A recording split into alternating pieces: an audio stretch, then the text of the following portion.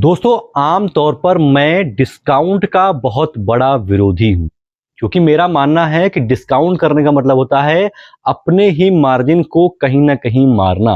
क्योंकि आपके कुछ पर्सनल खर्चे होते हैं, आपके दुकान के खर्चे होते हैं, दुकान में जो लड़का रखा होता है उसकी सैलरी होती है, आपके बाइक और कार में भी पेट्रोल पड़ता होगा, तो इस सबको मैनेज करने के लिए आपको जो कमाई होगी वो आपके प्रॉफ़िट से ही होगी और आप डिस्काउंट करेंगे तो प्रॉफ़िट आपका कम होता चला जाएगा। तो अगर आप डिस्काउंट करते हैं अनायास, तो आपका जो ग्राफ है वो कहीं न कहीं नीचे चला जाएगा या फिर नो प्रॉफिट नो लॉस में रहेगा, आप बहुत ज़्यादा पैसे कमा नहीं पाओगे। तो जैसा आपका मार्केट डिमांड करता है उसके हिसाब से भी आप देखिए और कम से कम मार्जिन दीजिए। ये बातें मैं हमेशा अपने चैनल के माध्यम से तमाम मेडिकल स्टोर वालों को कहता हूँ और जो मेडिकल स्टोर खोलने वाले होते हैं उनको भी मैं यही सजेशन देता हूँ कि भैया मार्जिन बचा के रखो, कम से कम डिस्काउंट दो। लेकिन कुछ विशेष परिस्थितियां ऐसी भी हैं जिनमें मैं आपसे कह रहा हूं कि आप जितना हो सके आप उतना डिस्काउंट कर दें। आप अगर एक मेडिकल स्टोर के संचालक हैं या फिर आप एक मेडिकल स्टोर खोलने वाले हैं, आपके पास बहुत सारे कस्टमर ऐसे भी आ सकते हैं जो वाकई में गरीब हैं, जो वाकई में इतने गरीब हैं कि उनको दवाओं की आवश्यकता है, लेकिन वो उतने दवाओं के पैसे भी नहीं दे पाते हैं। तो अगर ऐसे गरीब पेशेंट आपको दिखते हैं, तो हफ्ते में 1 आध पेशेंट का आप जितना अधिक डिस्काउंट हो पाए, उतना डिस्काउंट कर दें, इसमें कोई बुरी बात नहीं है। जैसे उदाहरण के तौर पर मान के चलिए कि आपके पास कोई बहुत गरीब पेशेंट आ गया है और वो आप उनकी बातों से, उनके चाल-ढाल से, उनके जो उनका जो एक वाइब है, उससे आप अनुभव कर सकते हैं कि ये वाक़ई में यार एक बहुत गरीब बंदा है और इसके पास पैसे नहीं लेकिन इसको दवाओं की आवश्यकता है। मान के चलिए ऐसे किसी पेशेंट का कोई दवा का दाम होता है ₹500 और वो निर्धन व्यक्ति आपसे बोलता है कि भैया मेरे पास सिर्फ ₹300 है, थोड़ा दवा या तो आप कम कर दीजिए या फिर बाद में ले लीजिए। तो आपसे मेरा बहुत हम्बल रिक्वेस्ट है कि जितना हो पाए ऐसे पेशेंट को, ऐसे लोगों को आप डिस्काउंट कर दिया कीजिए। जैसे मान के चलिए वो ₹500 की जो दवा बनी थी उस व्यक्ति की, उसमें 4 या 5 दवाइयाँ हैं और उस गरीब व्यक्ति के पास मात्र ₹300 हैं। तो आप ऐसा कर सकते हैं कि उनमें से जो दवाइयाँ ₹200 के आस-पास की हैं, चाहे ₹100 का पत्ता है, चाहे ₹150 का पत्ता है, चाहे ₹200 का पत्ता है, आप उसे उस एक पत्ते का दाम उससे मत लें, बिल्कुल भी मत लें। कह दें कि बाबा या दादी, ये आपकी दवा ₹500 की थी, आपके पास ₹300 हैं, कोई बात नहीं, आप ₹300 मुझे दीजिए। ₹200 की जो दवा है ये मेरी तरफ से आपको एक समझ लीजिए छूट कह लीजिए या फिर भेंट कह लीजिए या फिर अपने बेटे का एक छोटा-सा तोहफ़ा कह लीजिए या फिर आपकी ज़रूरत के लिए भगवान ने मुझे भेजा है, जो भी समझ पाइए समझ लीजिए। ये इन 2 पत्तों का दाम मैं आपसे नहीं ले रहा हूँ।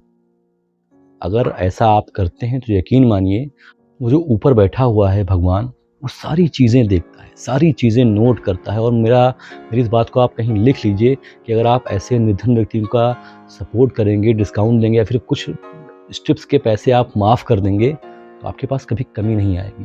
क्योंकि नेकी व्यर्थ नहीं जाती, हरी लेखा-जोखा रखते हैं। औरों को फूल दिए जिसने, उसके भी हाथ महकते हैं। ये बहुत गज़ब की लिरिक्स है और मेरा उसमें मानना है कि अगर मान लीजिए कोई निर्धन व्यक्ति है, कोई गरीब व्यक्ति, उसके पास पैसा नहीं है देने के लिए आपको और दवा उसको बहुत ज़्यादा आवश्यक है, आपको लग रहा है, आपने देखा है, 2-3 पत्ते का दाम मत लीजिए उससे यार, मत कमाइए उससे। मेरा अगर आपका बस चले तो मैं कह रहा हूँ उसको आप पूरे ₹500 की दवाइयाँ भी अपनी तरफ से ही दे दीजिए। दादा ठीक है आप जाइए, कोई बात नहीं, जब आपके पास पैसा होगा आप ला कर दीजिएगा, नहीं होगा कोई बात नहीं।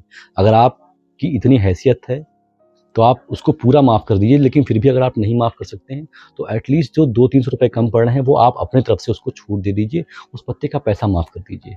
मेरी बात कोट करके लिख लीजिए कि अगर किसी व्यक्ति की आप मदद करेंगे जो निर्धन है, गरीब है, ऊपर वाला आपके लिए मदद करने के लिए बैठा रहेगा। आप कभी भी फँसेंगे नहीं, आपका कोई काम रुकेगा नहीं। आपके पास कभी ऐसा नहीं होगा कि किसी को पेमेंट करना है और आपके पास पैसे नहीं हैं। आपके पास कभी ऐसा नहीं होगा कि आपको दवाई खरीदनी है और आपके पास पैसे कम पड़ गए हैं, क्योंकि भगवान सबका हिसाब करता है। और हो सकता है कि ईश्वर ने अपने माध्यम से उस गरीब इंसान को हेल्प करने के लिए आपको चुना हो। तो अगर ऐसे मौके आपको मिलते हैं तो हफ्ते में 1 आध बार आप उनकी हेल्प कर देंगे तो आपका ना ही गल्ला घटेगा, ना ही आपकी प्रॉफ़िट घटेगी, बल्कि आपका भगवान चारों तरफ से बरकत करना शुरू कर देंगे। वैसे मैं डिस्काउंट का विरोधी हूँ, लेकिन अगर कोई ऐसा मरीज़ आपके पास आता है तो उसकी जितनी हेल्प हो सके आपको करनी चाहिए। अगर आपको भगवान ने इस लायक बना रखा है, अगर आप इतने सक्षम हैं, तो बिल्कुल उनकी हेल्प आपको करनी चाहिए। ये चीज़ें मैं अपने चैनल के माध्यम से उन तमाम लोगों से अपील करता हूँ जो लोग इस योग्य हैं या फिर जो मेडिकल स्टोर खोलने वाले हैं। प्लीज़, अगर आपको कोई ऐसा रिजल्ट में दिखाई दे रहा है जो दवा लेने ना लेने की वजह से मर जाएगा, उसके पास इतने कम पैसे हैं कि वो दवा नहीं ले पा रहा है, आप उसको दवाइयाँ या तो फ्री में दे दो या फिर कुछ पैसे जितना आपसे हो पाए आप कम कर दो। आप वैसे ही इतने पैसे खर्च कर देते होगे, शाम को कोल्ड ड्रिंक पीते होगे, चाय पीते हो, कॉफ़ी पीते होगे, दोस्तों के साथ में मूवी देखने चले जाते होगे। समझ लो कि आपने वही काम किया है यार। अगर आप किसी गरीब की हेल्प कर दोगे तो इससे अच्छा कुछ नहीं। भगवान आपको 1 रुपया दोगे, भगवान आपको उसके रिटर्न में 1 लाख रुपए देंगे। तो शायद ईश्वर मुझसे ये बात कहलवाना चाहता हो, आप तक पहुंचाना चाहता हो। शायद ईश्वर ने इसीलिए मेरे दिमाग में ये बात डाली हो कि मैं अपने ऑडियंस से ये बात शेयर करूं, ताकि और भी जितने नीडी लोग हैं, एक्चुअली नीडी लोग हैं, उनकी हेल्प हो सके। तो आपसे हाथ जोड़ के एक रिक्वेस्ट है, एक बहुत विनम्र रिक्वेस्ट है कि अगर आपसे बन पड़े और ऐसे कोई नीडी करीब पेशेंट दिख जाएँ, तो आपको उनकी जितनी हेल्प हो सके कर दीजिएगा। एक आध पत्ते का दाम माफ़ करने से आपका कुछ नहीं जाएगा, लेकिन उनके लिए बहुत बड़ी बात हो जाएगी। और ईश्वर आपके लिए बैठा है भाई, आपको कभी कोई पैसे की दिक्कत तो नहीं आएगी। ये बात मैं लिख के सकता हूँ क्योंकि ये बात मैंने आज़माई है। मेरा भी जो यूट्यूब का पेमेंट आता है, मैं उसका 10% नीडी लोगों को चुन कर देने का प्रयास करता हूँ। जो मेरा एप्लीकेशन से जो पैसे आते हैं, उसका भी मैंने सोचा है कि उसका भी 10% मैं गरीब लोगों में जो उनको आवश्यकता की चीज़ें हैं वो देने का प्रयास करूँगा। फिर इसके अलावा एक चीज़ आपको और बतानी है कि अगर आप एक नया मेडिकल स्टोर खोलने वाले हैं, आपका कुछ महीने में मेडिकल स्टोर खुल जाएगा, तो मैंने आपके लिए एक कोर्स लॉन्च किया है जिसका नाम है शिवनीता मेडिकल स्टोर कोर्स। ये भारत का सबसे पहला कोई कोर्स है जो मेडिकल स्टोर के बारे में लोगों को पढ़ाता है। इस कोर्स में मैंने आपको बताया है कि ड्रग लाइसेंस कैसे बनते हैं, कौन-कौन से डॉक्यूमेंट्स लगते हैं, पूरा प्रोसेस, लेटेस्ट वर्जन जो है, लेटेस्ट अपडेट जो है वो मैंने बताया है। डॉक्टर का पर्चा कैसे पढ़ते हैं, पहली बार मेडिकल स्टोर खोल रहे हैं, कौन-कौन सी दवाइयाँ रखनी चाहिए, दवाइयों को रखने का तरीका क्या होता है, रजिस्टर कौन-कौन से मेंटेन करने होते हैं, तमाम रजिस्टर होते हैं, लिहाजा चेक करते हैं।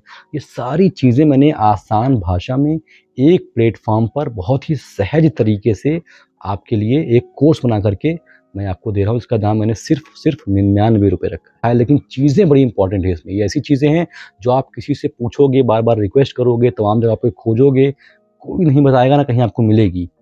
तो अगर आप मेडिकल स्टोर खोलने वाले हैं, आपको ये कोर्स परचेज़ करना चाहिए। मैं अपने कॉन्फिडेंस से कह रहा हूँ क्योंकि ये मैंने एक ऐसा शानदार कोर्स बनाया है जो एक्चुअल में आपको हेल्प करेगा। मैं इतने दावे के साथ ये चीज़ कह सकता हूँ। तो अगर आप मेडिकल स्टोर खोलने के बारे में सोच रहे हैं, तो आपको ये कोर्स परचेज़ करना चाहिए। इस कोर्स का लिंक मैंने अपने डिस्क्रिप्शन में दे रखा है। फिलहाल इस वीडियो में तो बस इतना ही। आशा करता हूँ कि जो बात मैं आपको समझा रहा था, वो बात आप तक समझ में आएगी। और अगर आप जितने लोगों ने मेरी वीडियो देखी है, अगर उसमें से 10% लोगों ने भी इसको इम्प्लीमेंट कर लिया, तो मैं इस वीडियो को बनाने का मकसद सार्थक समझूँगा। फिलहाल अभी तक मेरे साथ इतने धैर्य से बने रहने के लिए आप सभी का बहुत-बहुत शुक्रिया।